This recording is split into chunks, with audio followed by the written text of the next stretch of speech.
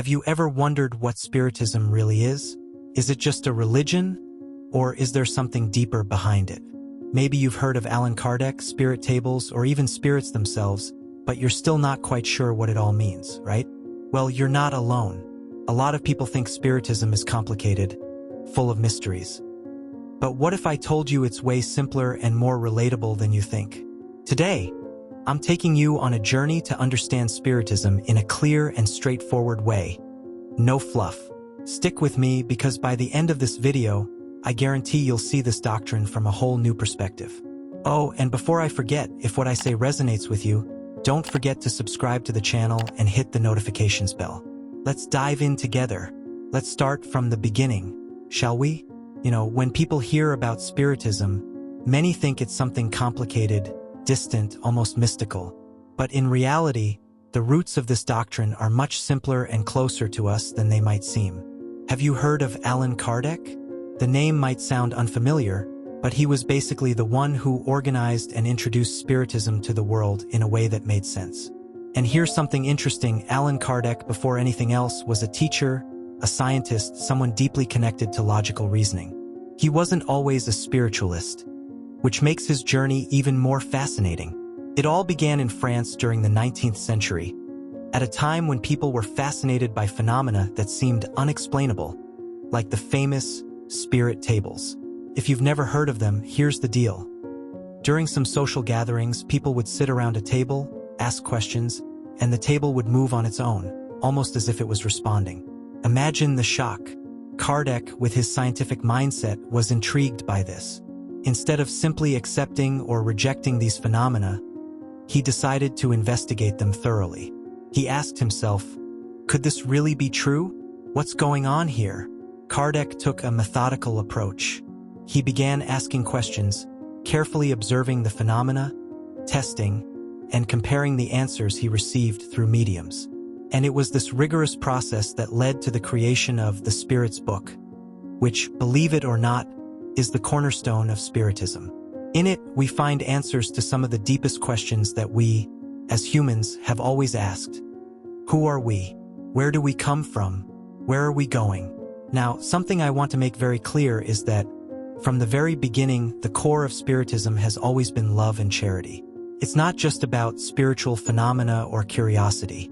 Allan Kardec brought forth a doctrine that teaches us to be better people, to follow the teachings of Jesus, but in a very practical way, No complications, no rigid dogmas.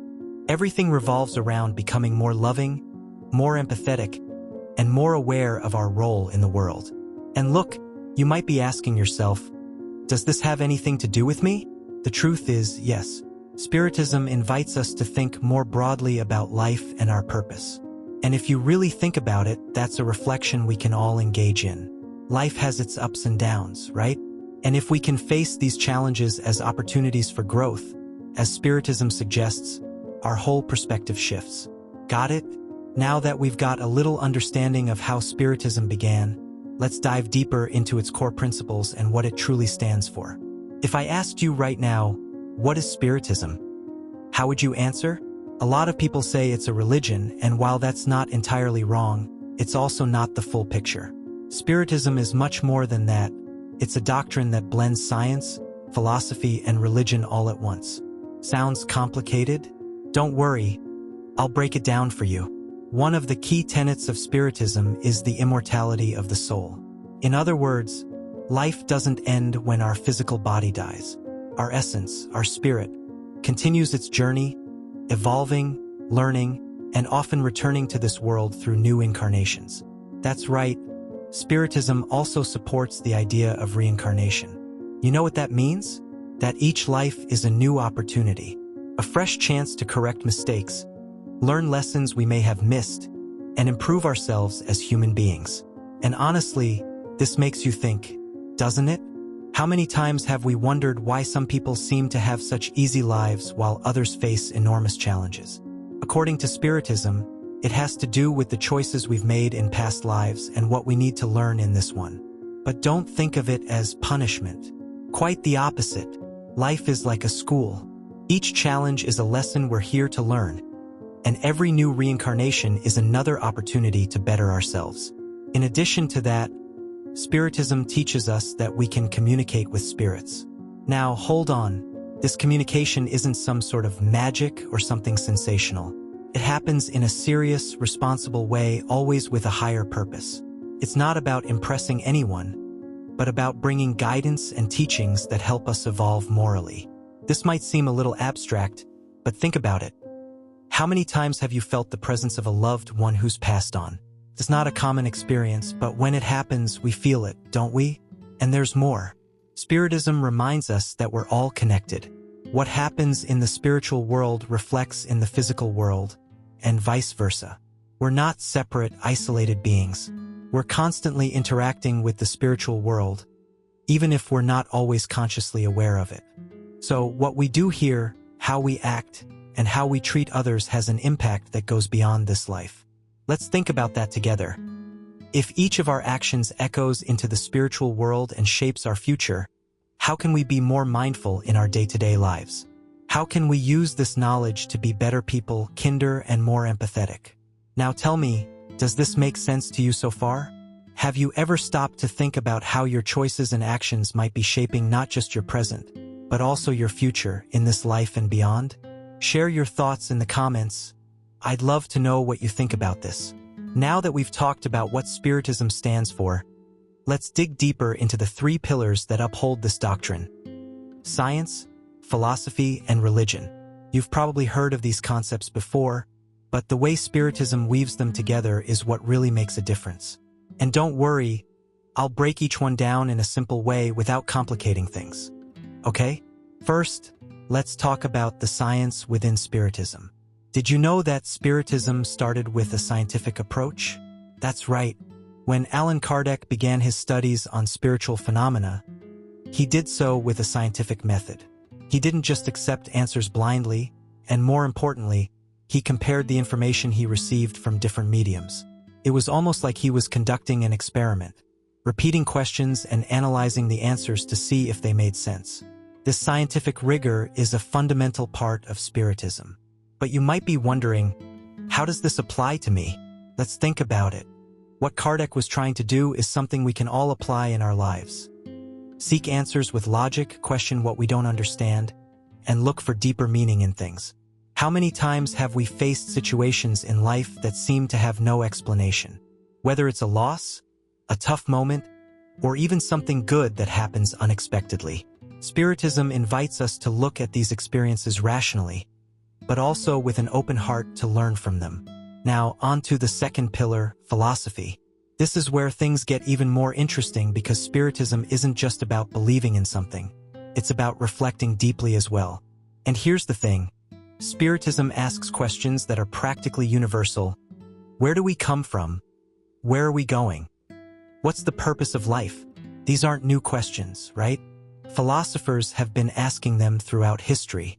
And Spiritism offers answers that help us understand our place in the world, our relationship with the universe, and the divine. Here's something to ponder.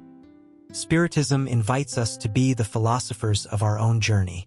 It's almost as if it says, pause for a moment and reflect on your life, your choices, your actions. Let's think about this together. How many times have you caught yourself wondering what you're doing here? What's your role in this great journey we call life? And how might the things you do today be shaping your future, both in this life and in others? Spiritism gives us a chance to look at these questions with more depth. And last but certainly not least, we have the pillar of religion. Now, I know some people might have doubts here. The word religion can sometimes feel heavy, right? But Spiritism offers a different perspective. It's not based on rituals, dogmas, or hierarchies. What it does is reconnect us with the divine in a simple and direct way, without intermediaries. It's a spiritual path that seeks to bring us closer to God through charity, love for others, and our moral evolution. And you know what's beautiful about all of this? Spiritism reminds us that we're not alone on this journey. We have help, we have support, both from the spiritual realm and here in the physical world. So, if you're still asking yourself, is Spiritism a religion? The answer is yes, but not in the traditional sense we often think of. It's a religion that invites us to evolve, to love more, and to judge less. And let's be honest, that's something we can all do, no matter what our personal beliefs are, right?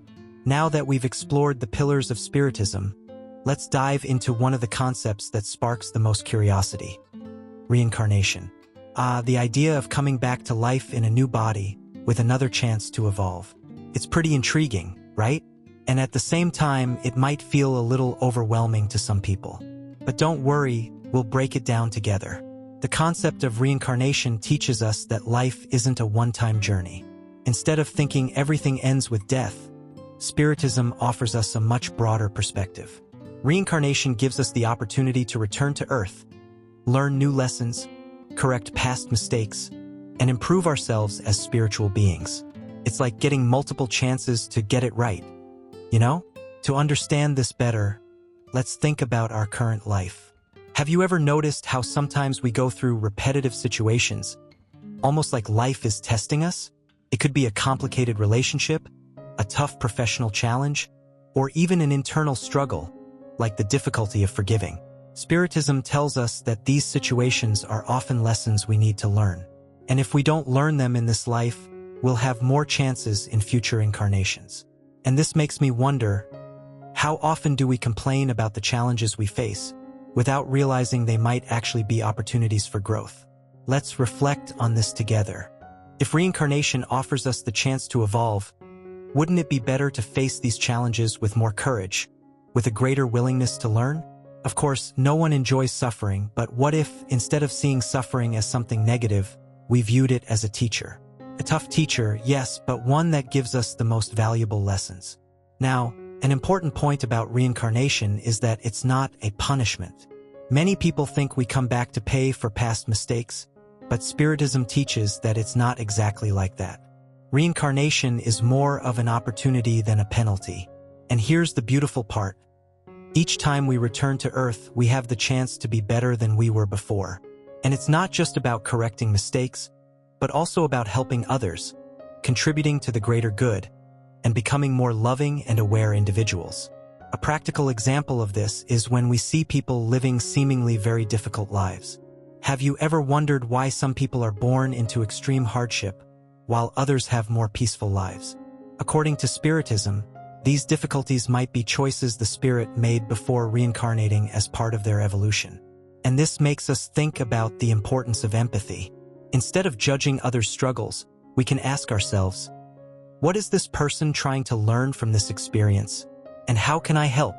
See how reincarnation changes the way we view life. It gives us a much broader and deeper perspective on our purpose here. And knowing this, how can we live more consciously? How can we use this opportunity of life to evolve and help others evolve too? Think about it and let me know in the comments. Have you ever felt like certain situations in your life are lessons you need to learn? How have you been dealing with them? We've reached the end of our journey through Spiritism, and I hope you felt just how rich, deep, and human this doctrine can be.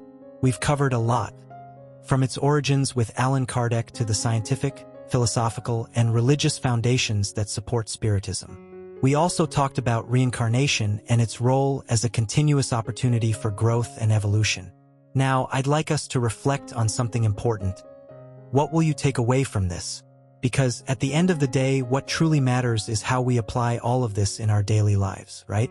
It's one thing to know the theories and understand the concepts, but if they don't translate into actions, what's the point? So I invite you to think about that. Spiritism teaches us that we are all in a constant state of evolution, and every choice we make, every action we take, impacts not only our lives but also the lives of others and our spiritual future. Have you ever stopped to think about how your daily actions are shaping your future? How your thoughts, feelings, and attitudes are influencing your evolution?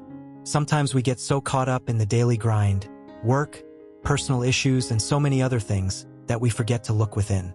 And this is one of the most important lessons of Spiritism, to look at ourselves with love and understanding, but also with the responsibility of always striving to be better.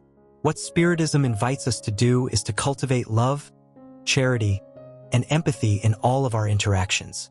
Helping others isn't just a moral obligation. It's a way to grow and connect with the divine that lives within each of us. And you know what's interesting? It doesn't have to be something grand.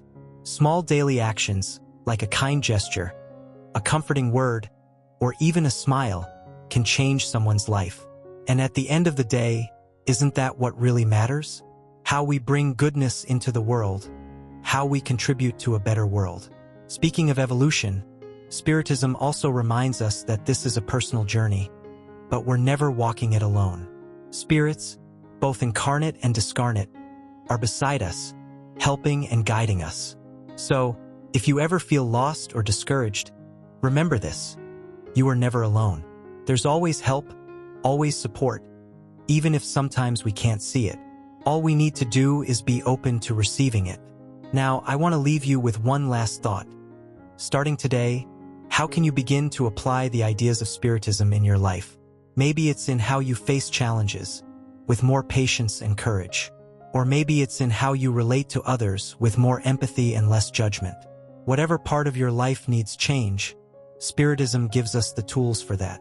And the first step, as always, is awareness. If you've made it this far, I thank you from the bottom of my heart.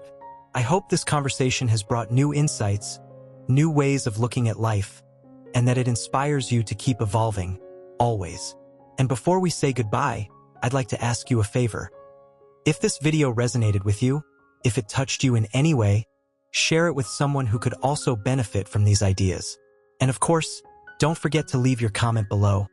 I'd love to hear your thoughts on all of this.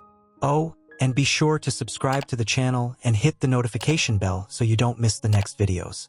After all, our spiritual journey continues, and I hope we can walk together on this path of self-discovery and evolution. See you in the next video.